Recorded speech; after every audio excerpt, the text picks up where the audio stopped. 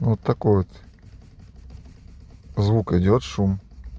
Хотя нижний рулевой карданчик, я прям к нему ухо прикладывал, и никакого там шума нет. И он начинает сразу крутить с миллиметра, прям вот уже он там шевелится.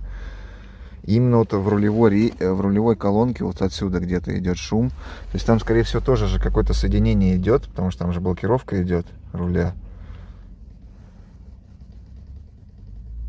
Это прям надо либо ее разбирать, либо менять рулевую колонку. Ну, вроде как тише стало. Сегодня по брусчатке проеду, попробую послушать.